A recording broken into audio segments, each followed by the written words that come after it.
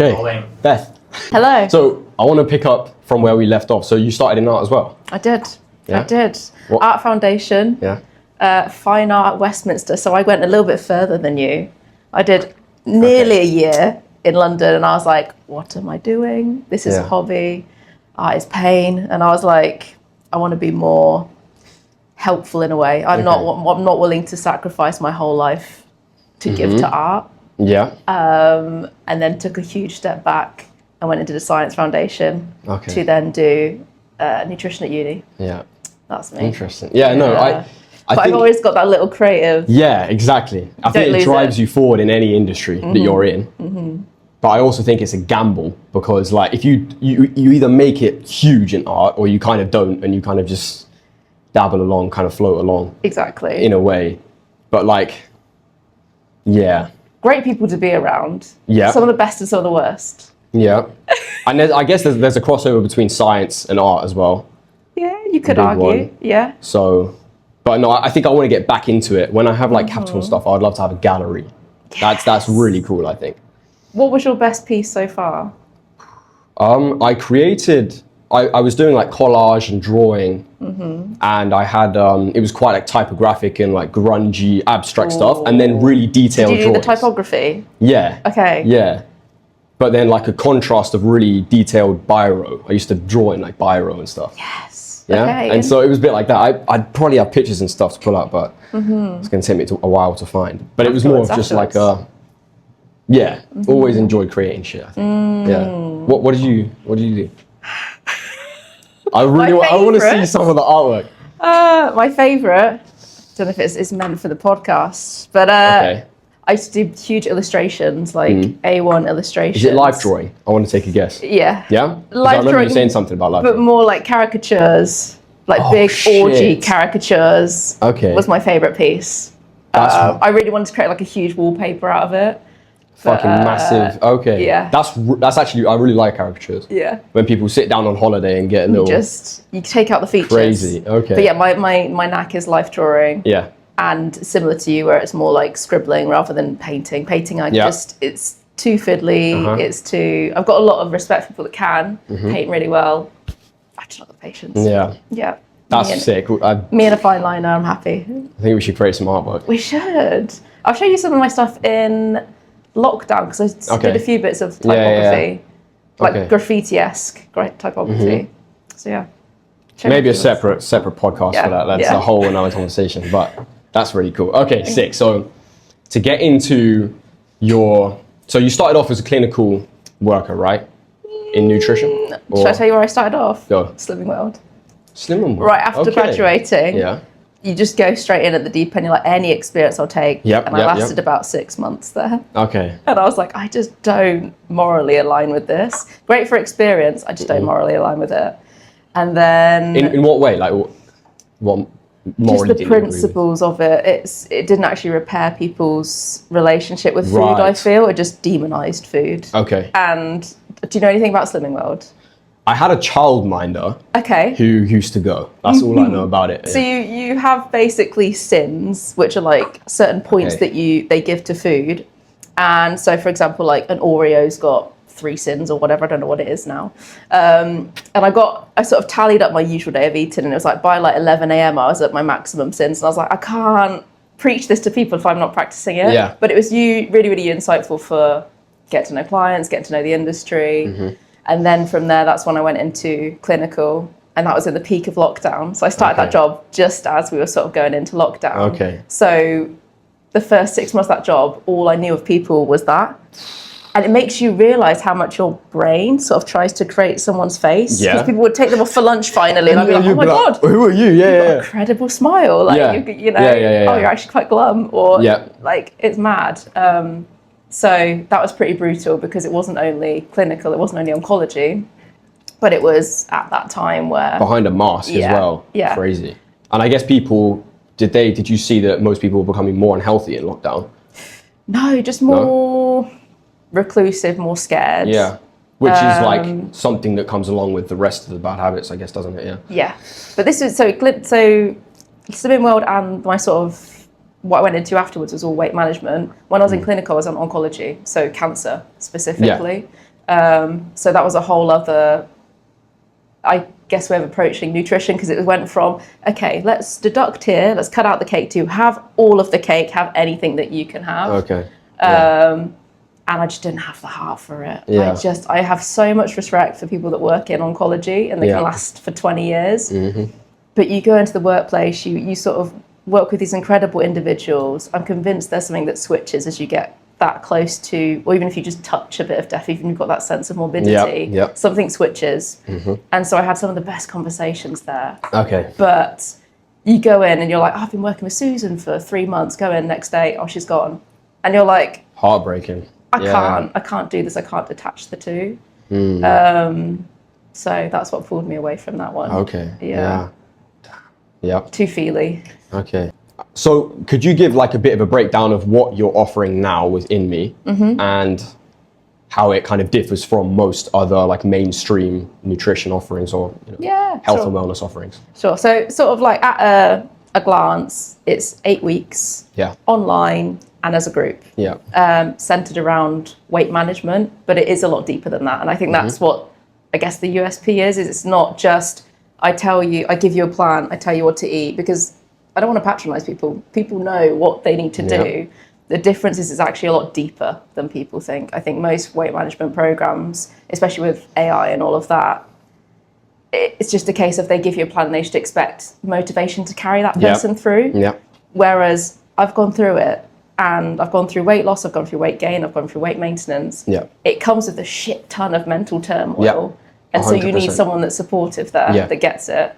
And I think that's what's different is that it's relatable. And I won't just sugarcoat things and be like, you go into this 8-week program and you're cured. I say, you come into this program and I'm giving you suggestions, I'm giving you things that worked for me. Can't guarantee them, but I'm really encouraging you to step more into what you want to do. Whereas most groups will generalize, it will be the same as like Slimming World. Okay, everyone has this sort of food, everyone likes this sort of food, everyone works well with this sort of food. It's not like that. So I'll sort of give a light framework and I say to everyone, everything I say is just a suggestion. If you really want to try it, if you really want to immerse, just try it for a week. See whether you like or dislike. It's going to get you one step closer to finding out more about you, which is fundamentally what the program is about. And I think just doing it as part of a group, even though my preferred is one-to-one because it's a lot more intimate, you get to know that person. I think with a group, it's like, it doesn't feel so clinician-client. It doesn't feel so, I try and keep it as relatable as possible, but it doesn't feel so like, I guess you've probably been there. It's just nice to go through that with other people, I think. 100%. And there's stuff that even my groups now have taught me, and that they teach each other, that I'm just like, I wouldn't get this if it was just me and them. And it's diverse and it's like a kind of ecosystem of people going through the same thing, but from different point of views. That's really cool. That's supportive. How would you think it, like, what's the main thing that differentiates it from the rest of the kind of programs that are online? What do you see people selling that you don't believe in, and how can people like differentiate between the two? Why should they pick you, If it seems too good to be true, it probably is. And, I totally agree with that. And I think if you've got someone that's selling you this ideal, this dream within a set period, and they're not giving you their own grit, do not believe them. If they don't seem human, if they seem that's what you want to be, rather they're encouraging you to be you and go through all of that grit, I personally wouldn't trust them. What's your deeper mission behind Inme? What do you want to achieve long term? See, this is an interesting question. I'm not a in 5 years time type person. I'm not even in a year's time type person, because even before oncology, I had a really good grip on morbidity and how short life is. And so I think while it's useful to keep pushing yourself, I can't guarantee tomorrow. So I get locked into, well, in 5 years time, I'll be happy. I'm happy right now. Like for me, I wake up every day just content that I've helped just one person, even if that person that day is just my mum or my partner or one of my clients. Like that makes me happy. So if I help 2 people and they go, Beth, there was something here that unlocked something. If that escalates into globally, great, but that's not my mission. My mission is just to simply take one day at a time. Yeah. Appreciate every day, help someone I can each day. It's that simple. Amazing. Good. It's not the most profitable, but that's not my mission. It works. Yeah. Definitely. Yeah. Okay, amazing. What is the most significant misunderstanding people have about health from the inside out? That it's only what you eat. Yeah. That it's more of the superficial stuff. Okay. It's how you eat, it's how you move, it's how you sleep. It's a lot deeper than that, I think. Yeah. And what I'm trying to do during this sort of program, even though it focuses on those areas, is get people to reflect a little bit deeper, because I think food is so deeply intertwined with how we feel, how we think, all of those things. And so I think health it's an interesting one, because a lot of people just think it's what you do and it's how you a lifestyle. act, and it's like, but it's how you connect with your body. Like, your health is your wealth. I don't know. I'm not sure how to answer that one there's so many answers to that for me. I think, I don't know, I'm not obviously an expert in the space, but like I really enjoy, I go to the gym basically every day. And like eat pretty clean and stuff, and I enjoy that. What's your reason? I think I'm afraid of not fulfilling my potential.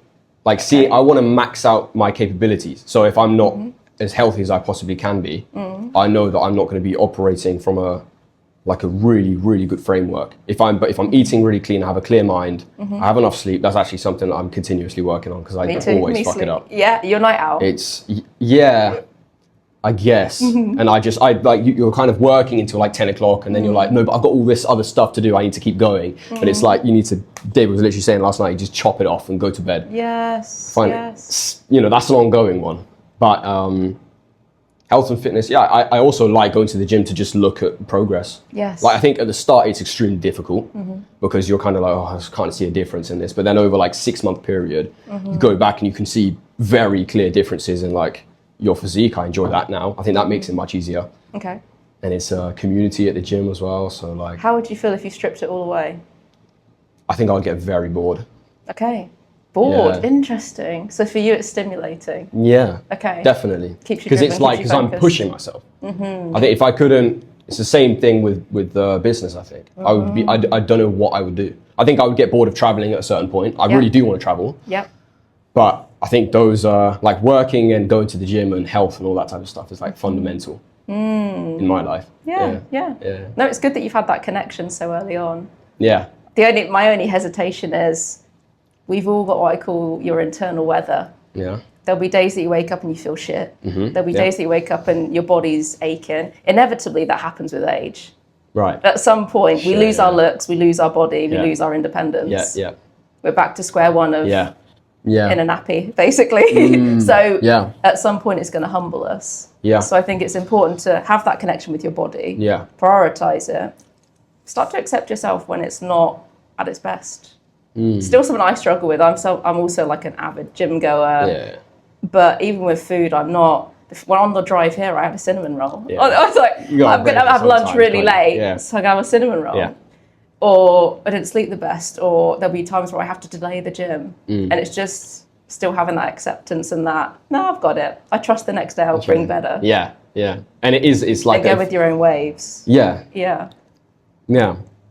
I don't speak as an expert there, but just a little thing to think about, I guess. But for sure, And also I think it's also about like, exactly. You can't just rely on enjoying seeing yourself at the gym or whatever, because like you say, if you lose it eventually, the discipline's going to be much harder, isn't it? Yeah. Not even that, just your life satisfaction's going to fall to the ground. Yeah.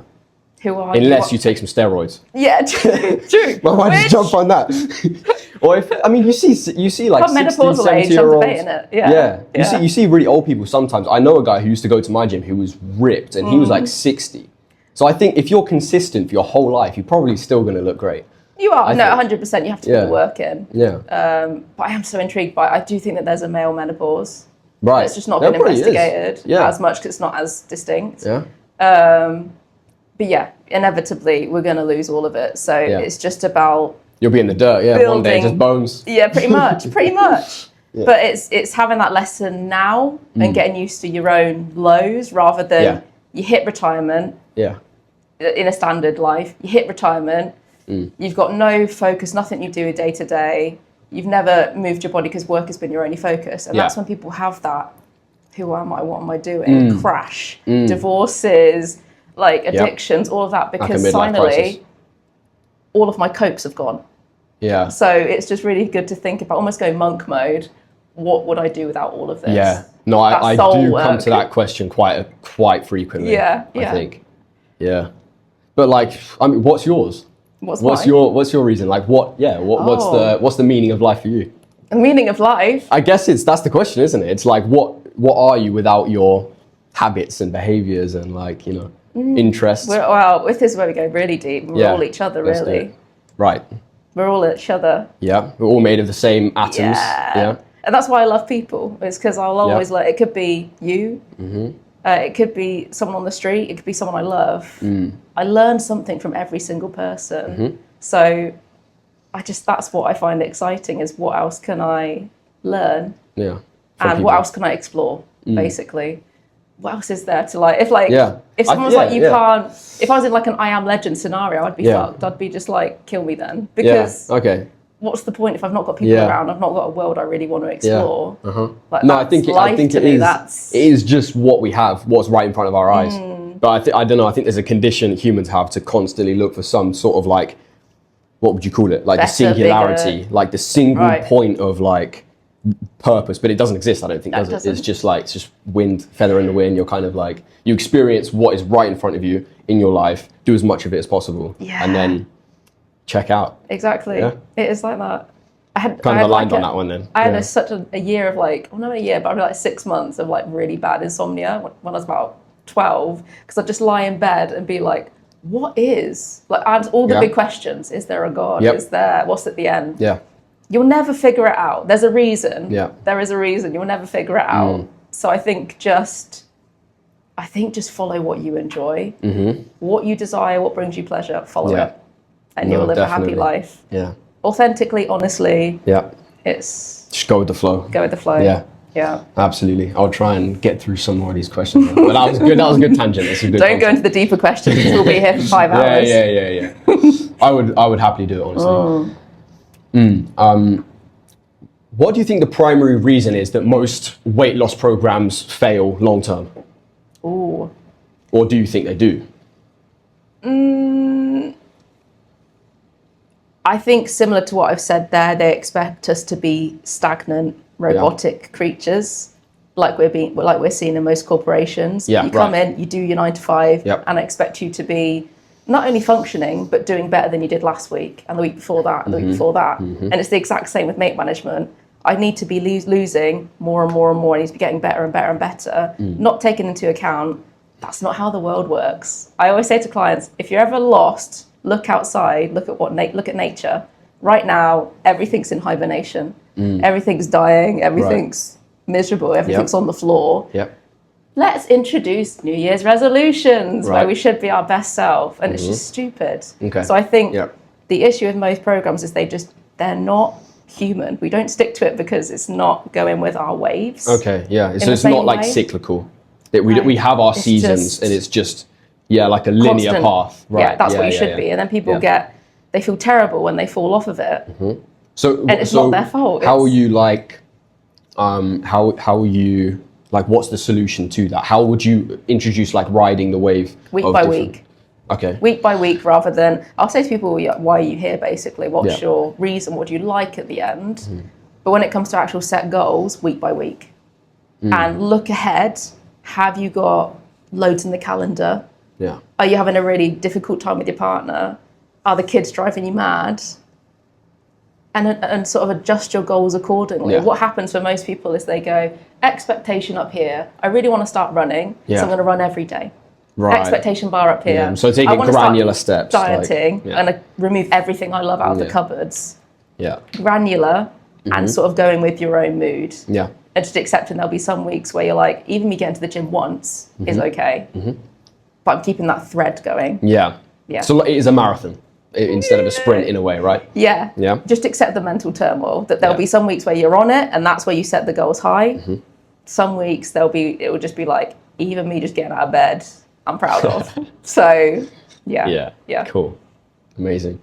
And what would you say the best way for professionals to integrate mindfulness into their day-to-day life is?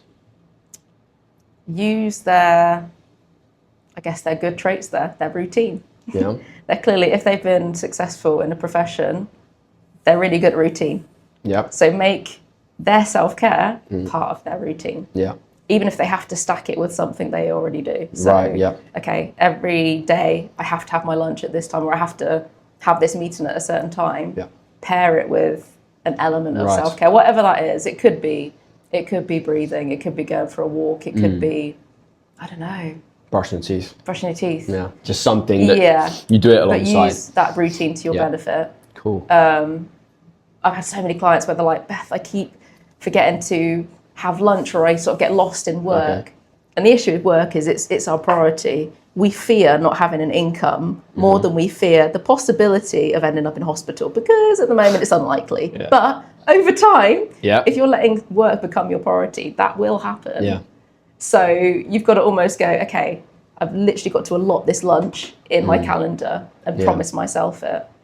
And that's why I'm sort of here and working with people that are in just a 9 to 5, and I'm not working with athletes, and I'm not working, even though they'd be great to work with. Yeah. But it's naturally, it's a sedative lifestyle, isn't it? Yeah, So. that's their focus, that's their goal. If I'm working alongside people that have kids, that have a 9 to 5, then I can start to integrate these small little changes that actually work alongside that very natural part of life. Yeah. So. Yeah. Okay. Yeah. And you're obviously a business owner yourself. Like, you, as a founder, you run companies. I know a lot of business owners who have, take work as the priority over their health, right? So for somebody who is, because obviously our audience is like primarily business owners as well, for a business owner, what would you say the best way to, prioritize their health is alongside their business? Okay. I'll be honest here. I've been a hypocrite there for the past 2 months. I've been not sleeping well. Yeah. Hermit. So I've not seen my family for like 2 months. Oh, and right, okay. I dearly miss them because it's taken the priority. Yeah. And that's what I've learned during this process is, the creative part of it, the working with the clients part of it, like all of that has been marvelous. Yeah. My own personal life.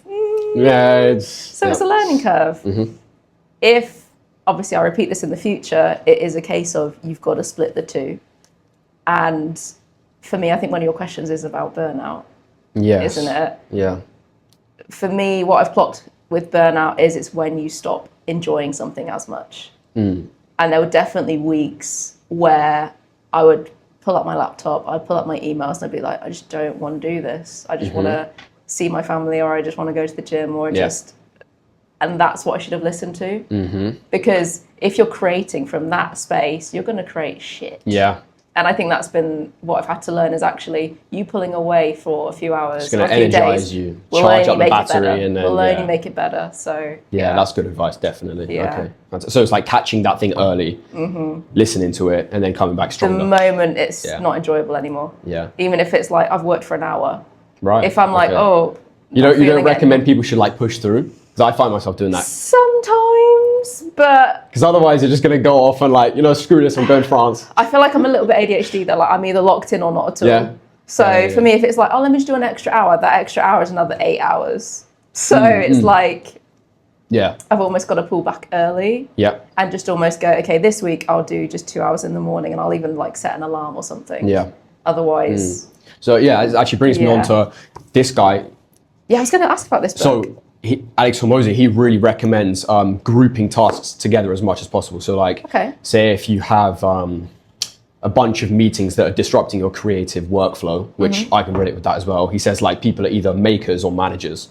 So if you're a maker, you want literally the ideal day for you is like an empty calendar, because that's where you do your work. But if you're a manager, your productive day is having meetings, throughout the entire day, because you're managing people and things. What do you see yourself as? Definitely primarily a maker. Yeah. So The thought like, of a crammed calendar stresses me out. Or even just one meeting in the middle of the day. It's like my mind's always like, what do I have to prepare for that? I can't properly lock in and create. But anyway, besides the point, like he recommends to group the things as much as possible together. So like all of the management stuff within certain, hour time frame, and then all of the maker stuff in a in a big open window so that you can like basically gain momentum with that work. So like if you're managing, you're not thinking about any creative stuff. You're just like talk, and then you've got creative though. That's so hard to do. Yeah. Yeah. What, in a block? I think that's useful for me in a way. It's like then I can really lock in and like, you know, focus on creating and just kind of not having interruptions. My creative brain is just like, let's just find something funner. But that is an interesting approach. Yeah. It's cool. He's really right. We're like building kind of offers and stuff based on him, so we just thought we'd have the book in there as well. Yeah. Yeah. Oh, yeah, interesting one. So what do you think about the rise of AI-driven diet apps versus the need for a human coach who understands individual nuance? Similar to one of the first questions. Yeah. If you'd have asked me a few months ago, very different answer. Yeah. I'm a huge skeptic of any sort of tech. Like, when I was about 16, I cut out like all social media, which at the time this was just like Facebook. This is before Instagram. This is before you were born. And I cut out Facebook and everything, and I just went completely off grid, and I loved it. Yep. And then I reintroduced, I think, Instagram like 8 years or so later, and I was like, I hate this. So I've always been a bit of a tech phobe. Yeah. But I think more recently I understand to just see it like Google. Like, I don't directly remember when Google emerged, but I remember when people were using it more. Yeah. And it was just normal. And I think AI at the moment is scary because of what we've made it, like how big and powerful we've made it. Yeah. And I think you've just got to, I guess, don't treat it like a human. One of the first questions I asked, actually, because I was like, let's try Gemini. And I just said, what makes AI different to humans? And the thing that sort of came up there was feeling. IDK. Is what? I don't know. No, don't ask me. Is feelings, connection, and creativity. Yeah. And I think as long as we keep those alive, we'll be fine. And I think a lot of like my brother's in the creative field, and I think that field is worrying at the moment because of how easily things can be replicated, but they can't. It can create a lot, but I just think don't disregard the human imagination completely. 100%, and our ability to connect. And like you can ask AI all of these therapeutic questions and it'll give you great logical answers. Yeah. But it's not going, babe, he was a dick. Like it's not giving that human comfort. It's unique. Yeah. And so I'm not too worried about it. And I think it's good to sort of see it as a tool. An enhancer as well. There's loads of artists that have come out of AI who are like using it to become an artist, and there's also people who are implementing it. But I do think like in the creative industries, humans who hopefully are still going to like have control over capital or whatever are only going to value stuff that comes from humans. Yeah. If not, then it's probably going to go downhill. But like, you know, people value people. So, you know, that's the same reason we're doing the podcast and stuff. Exactly. People want to see brands, they want to buy from a brand. And if the art comes from a person, there you go. So AI can create you probably an incredible meal plan, workout plan, but it's not going to say to you, okay, you're having this fluctuation, or it could say you're having this fluctuation, but just doesn't give you that same comfort. Yeah. AI can't give you a hug. Yeah. So not yet. There are some robots, but they don't look very comfy. True. Yeah. Okay, what is the best way for people to spot a trustworthy nutrition program online? Ooh, it's very saturated now, isn't it? I'd go back to that previous point of if it seems too good to be true. Yeah. And how much grit they're sharing. If you watch that person, you're like, then I think just listen to that inner. Yeah, exactly. It doesn't matter how dreamy their life appeals. They're not going to be relatable. They are going to be the one that says, donuts are bad, cookies are bad, do not eat them, and you'll be miserable. Yeah. Whereas someone that's like, you know what, I have an occasional mac and cheese, I like Domino's, I like, you know, listen to them. Because I just think what I say to clients all the time is how you start this is how you should ideally approach it forever. This is a forever diet. It's not a case of we strip everything away and then trust that you'll slowly introduce it. Because if you're getting results from that, that will become your new belief. My new belief is if I gym this much, if I eat like this, then I'll be happy. but it's not realistic, and it doesn't include all of life. That being delicious food, that being like lazing around on the couch, like that being days off. So I think start as you mean to go on. If you're looking at someone, you're like, I want what they want, but it seems like a lot of work, I would be skeptical personally. Yeah. And if they're jumping onto any trends, I'd also say be skeptical. There's so much to be said by lived experience. Yeah. So again, if it's they've gone through that own gritty journey themselves, or they've got clients that have, is the fundamental thing. Yeah. And you can go into accreditation and all of that, but again, you can also have nutritionists that are so by the book that it's still just another element of conditioning, really. So I'd say just go with trust your own vibe. Yeah. We really discredit like, oh, I don't really gel with that person. We just go, well, they seem popular. They're getting lots of likes. If you don't like that person, don't pay them. Run with it. Don't work with them. Definitely. Yeah. And you talk about like personal experience as well and understanding the pain, because I think that is so important for, having a successful anything. It's like either pain, profession, or passion, I guess, isn't it? But if you can have all three, amazing. But like, what could you like share a bit about your personal experience and how you kind of solved your like the issues you were having? Yeah, I wish, because I think people would be able to relate with that. A lot. I wish I could say it was a penny drop thing. I really wish I could say I did this one thing and it just switched everything. In all honesty, it was years and it was multifaceted. It was what I studied at uni. Even just going down to that art foundation degree would have taught me something. Who I met, who I included in my life, who I stripped out of my life, where I moved to. All of these were learning experiences. So I wish I could go, all right, I'm going to formulate all of this and give it to you, but it's not going to relate to you. Right. It's an individual journey then. It is an individual journey, but I would say the best thing that you can do on this journey is step into what feels uncomfortable and what might feel painful, because I truly think when it comes to people thinking around, oh, how is that person so successful? A lot of the time someone's superpower is in that pain, is really in that pain. Yeah. And I think back to when I was a teenager, it was probably like what I think made me different was feeling so lonely, so isolated, but being able to see so much beauty in other people and magic in other people and just sort of not really believing in myself. Right. But that ended up being my superpower because now I feel like I can really understand all kinds of walks of life and resonate with them and learn from them still. So I think a big part of this journey is actually, one, carving out the time to say, I'm going to reflect on this shit and it's not going to be an overnight thing, but me just giving an hour a week to it is way more progressive than me just masking it with another diet or another thing I'm told to do. Yeah. It's really uncomfortable. So yeah, I reference my own sort of journey again and again to just be like, I have been there and it's not pleasant and it's not easy. So you just dedicated a certain amount of time to it, to like focus on what was wrong. Yeah. Thinking, through. Number one thing that can help you as a person, listen. Something that took many, many years for me to learn properly. Other people or to yourself? No, other people as well. Both, really. Yeah. What my parents said, what my friends said, what strangers said. If you really listen, there's some really good nuggets in there. It's a mirror. They're a mirror. They give back people what you are. are. Mirrors. Yeah. People are mirrors. And I remember when I was a teenager, I thought, I hate people. I hate being around people. And it was just because those mirrors were so harsh. Right. And I was like, this is reflecting that back and that back. So just avoid. Yeah, exactly. That's probably what makes sociopaths. Yeah. They just hate themselves, don't they? And they're looking in the mirror like, fuck. It's too much. It's too much. So yeah, I think, taking time, like sort of actively listening, even if you don't resonate with what that person's saying, and time alone.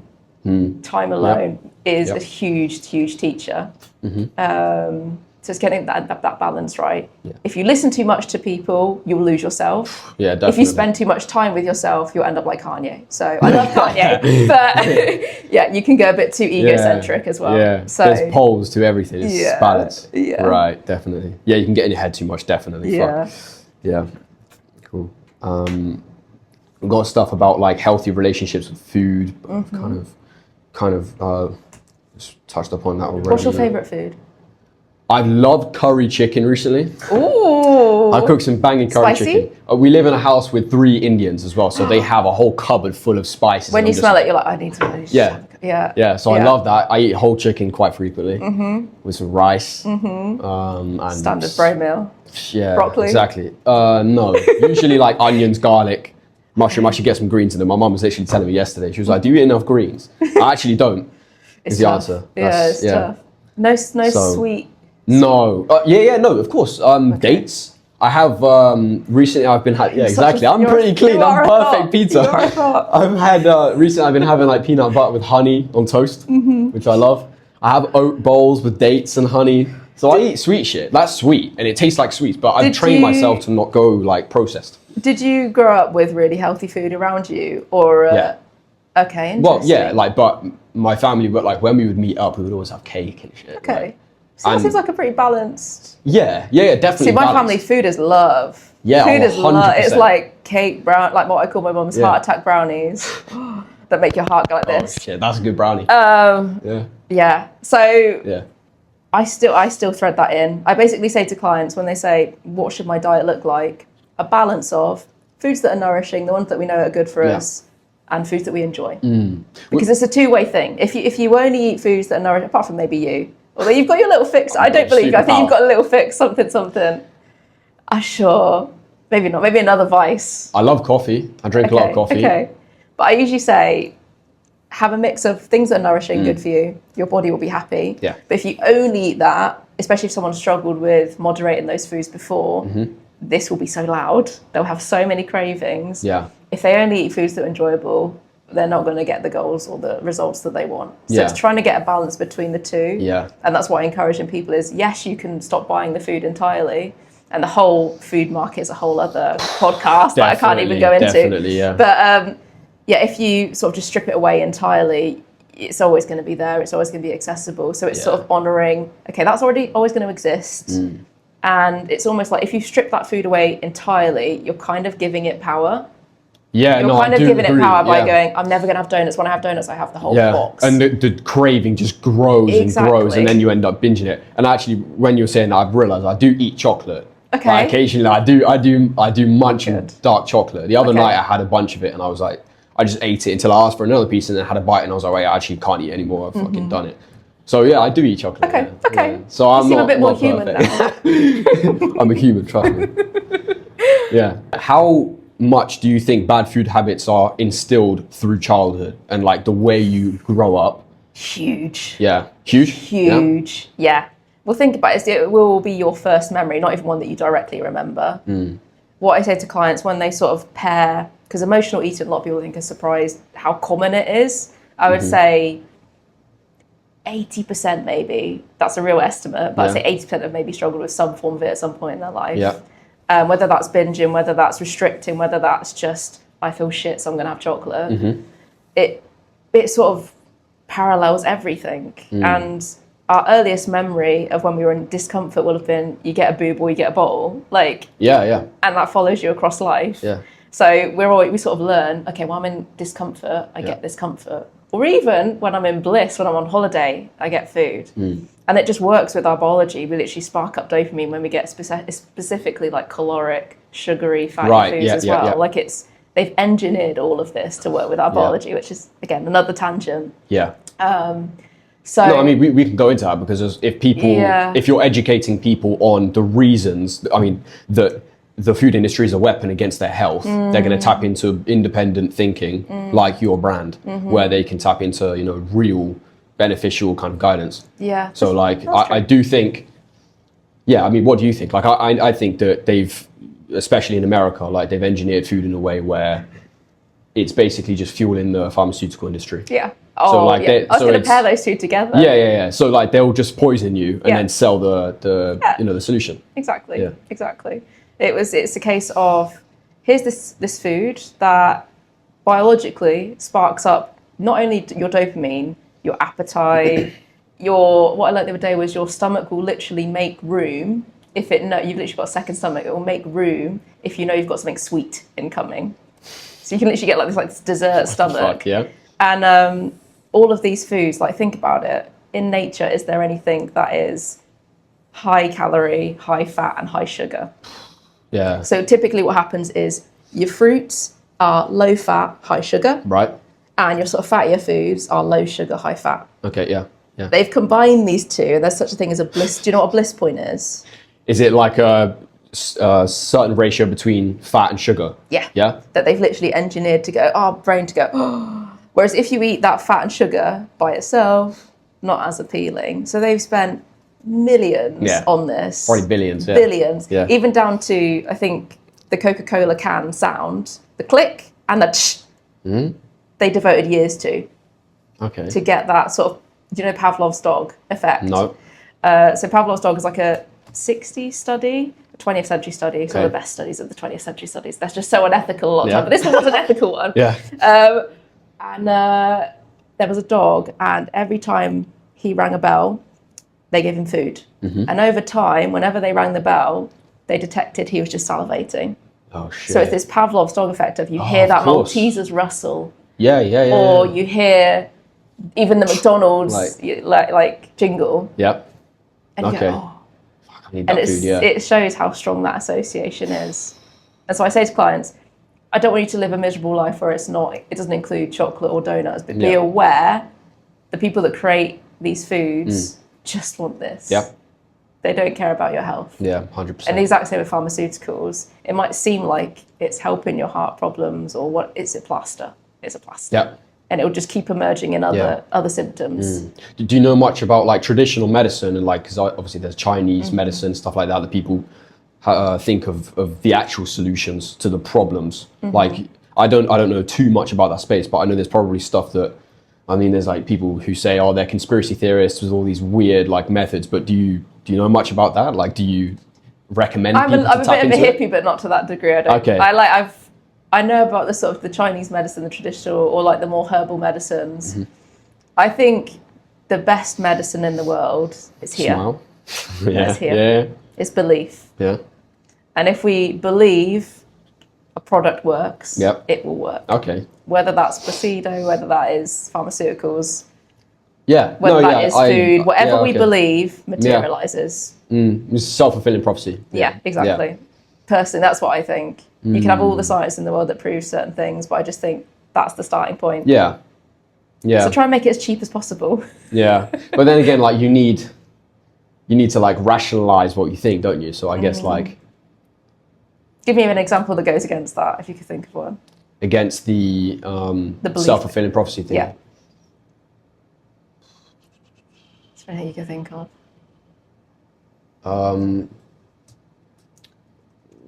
Well, I mean, like if you're having a medicine and you think it works, but then it just you continue having the symptoms of the illness, you're going to realize that obviously, okay, this isn't working. So I mean, that's an obvious one. But like, trying to think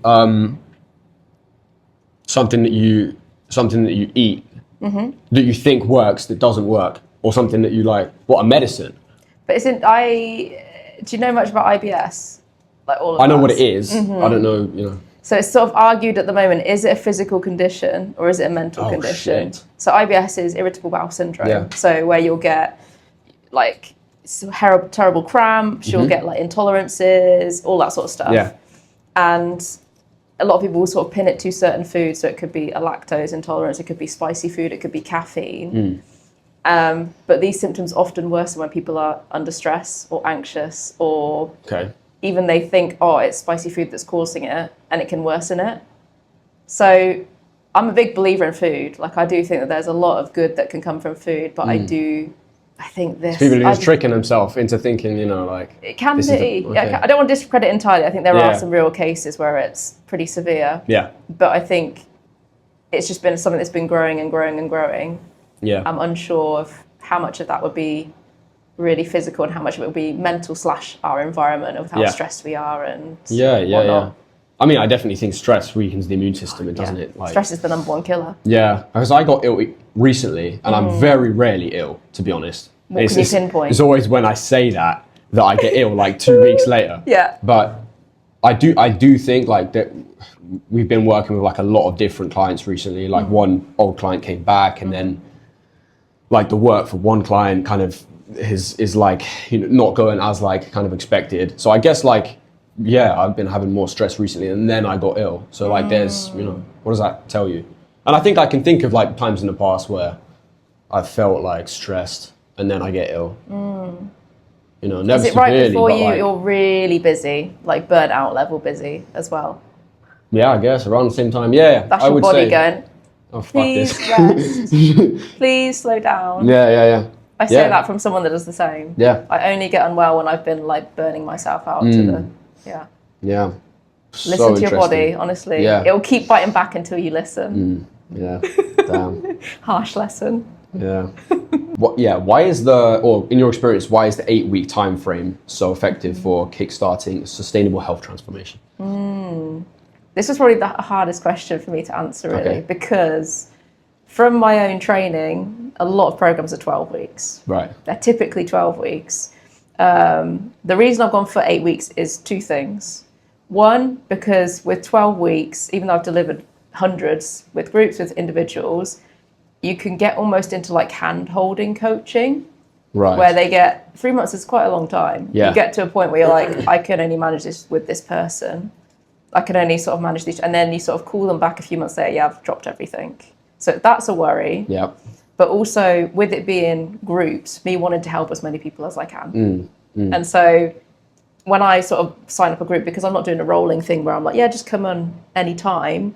Once those people are signed up, I'm locked in with that group for the next sort of 3 months or so. Yeah. So I'd much rather be a little bit shorter, and I feel like I can do a really good amount of work with them, because I think it takes someone 2 weeks or so to start to establish a pretty steady habit. Yep. So it sort of gives me that breathing space of, here's some guidance, here's some accountability, and then also a bit of independence. So the first sort of week is a bit more handheld to just sort of get, the group gelling together, but also get their confidence that actually, I can stick to a habit for a week, but then keep on sort of interchanging between the two. So they build that confidence independently. Yes. Okay. One thing, I think I heard it from a personal trainer once, that if you are a truly good and especially good-hearted personal trainer, the heartbreak is you don't want your clients forever. If you've done a good job, you need to let them flee. Yeah. Profitably, like profit-wise, it's shit. Yeah. Of course it is. Yeah. But if you've really got the good intention, you want to give them a toolbox of things that work. Definitely. And let them flee. Yeah. 100%. And that's the heartbreak of the industry. It's like, I really want to help this person forever. I want to help them out. Hopefully they come back to the same gym. Yeah. But I guess that's also a big sign for if you want to spot someone that's not trustworthy as well. If they've got a mission to keep on clawing you back. Yeah. Because if they're if they've got the right intentions, it will be a case of, I really want to encourage you to be your best self. Yeah. Give you some tools, but let you flee. Exactly. Yeah. And otherwise, you don't want people to be reliant on you. Exactly. Anyway. Yeah. So that's, I guess that it's building the resilience, isn't it? That is why people are investing in the 8-week program. Yeah. So ability to like take it away and then have it forever. Empower, but also build independence. Yeah. Yeah. Yeah. What habit would you recommend for the listeners to start today, which is usually overlooked, but actually makes a profound impact on wellness? How they start their day. Yeah? Yeah. How do you start your day? I wake up, brush my teeth, go downstairs, get a coffee, and like get dressed and everything so that I'm done for done for the day, and then I go back to sleep. No. So I'm ready, and then I sit and work. When do you pick up your phone? After the coffee and everything, when I'm sat down with my coffee. Okay, that's good. Yeah? Okay, so you've got at least sort of 2-3 minutes of self-care. Yeah. 10 maybe. I don't think that's that it's not as common. Most people it's straight away. Yeah. Yeah. That's horrible. I used to do that. I used to. But I just hate myself instantly after. Yeah. So yeah. I actually do. I still have a problem with like scrolling and stuff occasionally. Like I'll catch myself and it will just be something like so funny or so entertaining that I'm just like, I want to watch this. But I increasingly hate myself after. I don't know. It's been engineered that way. Yeah. It's the way I see social media is it's basically like a pseudo dopamine and oxytocin releaser. So dopamine being that more, this is great. Oxytocin being that I'm connected to them. Yeah. And it's just this constant. You keep getting flooded it, but it's short-lived. Yep. So it's so addictive. Yeah. Because you're like, oh, I got that buzz though, but it's gone. Yeah. I got that buzz. Oh, it's gone. Yep. So I would say, it's how you start your mornings. For me, it's like sometimes it could just be waking up and just sort of like immersing into the world. I'm a really big dreamer. So sometimes it's just like, okay, I'm not being chased by a bear. I am in my room. Yeah. It's cold. What's the weather like outside? Yeah. Sometimes it is just having a moment to breathe. Sometimes it is just thinking like, what intention do I want to set today? Yesterday wasn't the best. What could I have done better? Could I slow down a bit? Usually it's, my intentions are never like, be a better person, it's usually slow down. It's usually just calm down, be present. I think I benefit from like slowing down and just thinking like, what do I need to do today? And just doing that for like 10 minutes. And then actually building a plan. I've thought this as well for this year. I want to like be slightly more controlled. Because I think I'm very... You're too controlled. No, I'm not. Really? I'm way too action oriented. Okay. Like I'm... Impulse. I just know that I need to do so much and I need to put in 1,000 reps in all areas. And I'm just like, right, what can I do right now? And it's almost just like I'm just looking for things to do instead of just being like, okay, what actually needs to be done? Okay, this is the priority. Then it's this, then it's this. I definitely like need to think through things more. One thing at a time, really. Yeah. That started, so the past sort of few months, because this has taken more of my concentration, I've noticed my motivation for the gym has slacked more. I've gone because I'm someone that like, that's just what I do. That's ingrained, but I've not enjoyed it. Yeah. And so the thing that's helped me there is having the switch of, rather than going and be like, I've got like a fucking 2-hour session, like literally rep to rep, set to set. And you've got to apply that almost in your day to day. It's so easy to go, I've got this and I've got this and I've got this. And if I do all 3 things, then it's super efficient. You'll just end up doing basically 80% of it. It's just a case of if you actually slow down, you'll be far more productive, far more efficient than you think. Yeah. I think about the times where I've been like, let's juggle these 3 things. And then one of them collapses. It's always those like, you get the dressing gown caught on the door. Yeah. It kicks you back in the face instantly. Exactly. So I think I don't think you need to do more. I think you just need to maybe be more calculated with what you do. Be more present. Yeah. Always in the future. Yeah. Be in the present. But which is calculated. That is more calculated because it's just like, I think so, yeah. Because you're thinking about what needs to be done. It's just like simple. But you lose the moment. And that's what life's all about. Yeah. You might not have the next hour. Yeah. You lose the moment. Just really make that moment precious. Yeah. And just enjoy it? Like, what do you mean? Because like, I get that. Definitely. I want to do that when, like, for example, I'm with family or I'm on holiday. Yeah. And like, cool, this is a nice beach and stuff. Like, that's nice. It's enjoyable. Do you do priority lists? No. Okay. I don't actually systemize it, no. So maybe that might be a good strategy because I think you're probably similar to me where it's like, I can do these 50 things in one day. I've done them before and then think back to the end of me at that day and being like it's using that as an experience. It's just actually boiling it down. If I get these 5 things done, that's great. Which matters the most? So maybe ingraining that more so is that can be your structure for the day. Yeah. And then thereafter you can start to step into the moment because you're like, I've got this. I've got that plan. Yeah. I'll get to each one. And you think about what's next. No, I'm fucking around. No, I get it. I do get it completely though. Yeah. I think I'll chill out a little bit more when. I mean, I say that, but I'll probably be like, right, where's the next mountain instantly? Yeah. But I just. No, you are a driven man. So it's tough. Yeah. It's tough to switch and I enjoy off. It. 5, cool. Thanks, man. We've got 5 minutes and right. We could just do free for all now, maybe. I was going to ask you a question. What have you learned about yourself since podcasting?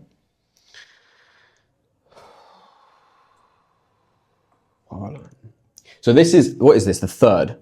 This is the 3rd episode we've done. This is the first in-person one. First one. The other 2 were on a call. In the flesh. Yeah. What have I learned about myself? That, practically, I need to remember what I'm actually asking. It just takes a little bit of time to be like, right, I shouldn't be reading. Though. I like it. No, but I should like know what's coming next. I mean, maybe not. It's going to take me ages. It keeps it authentic. Okay, fair enough. What have I learned about myself? That's my feedback. I'm definitely tapping into like actively listening, which is harder than I thought. And I think when I get better at genuinely listening to what somebody's saying before asking the next question, it will be a more interesting conversation because I'm actually thinking about the content.